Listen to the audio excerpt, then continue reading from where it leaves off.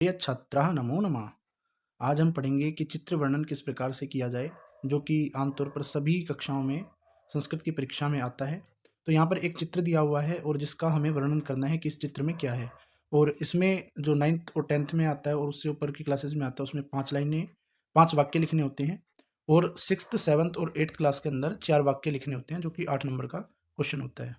अब इसको हम यहाँ पर चित्र दिया हुआ है और नीचे एक मंजूषा दी हुई है। अब ज़्यादा आवश्यकता नहीं है मंजूषा की हमें, क्योंकि हम इसको सिंपल तरीके से सीख सकते हैं। जैसे हमें सबसे पहले क्या कर लेना है, सबसे पहले हमें 5 लाइनें लिख लेनी है।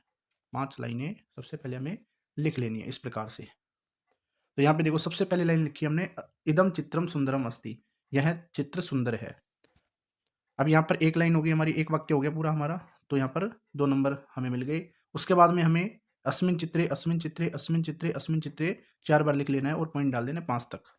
उसके बाद में संति वहाँ लगाना है जहाँ पर बहुत सारी चीज़ें हों, और जहाँ पर एक हो वहाँ पर हमें अस्थि लगाना है। जैसे यहाँ पे हमने इस चित्र में देखो, इस चित्र में देखो लोग हैं बहुत सारे, तो हमने क्या लगाया,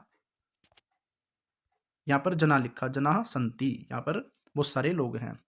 इसी प्रकार से अगली लाइन में, अगले वाक्य में हमने लिखा अस्मिन् चित्रे वृक्षाः सन्ति, तो इसमें इस चित्र में बहुत सारे वृक्ष हैं। अस्मिन् चित्रे उद्यानम् अस्ति, उद्यानम यानी कि यहाँ पर पार्क है, तो पार्क का चित्र तो हमने लिख दिया, अस्मिन् चित्रे उद्यानम् अस्ति, इस चित्र में उद्यान है।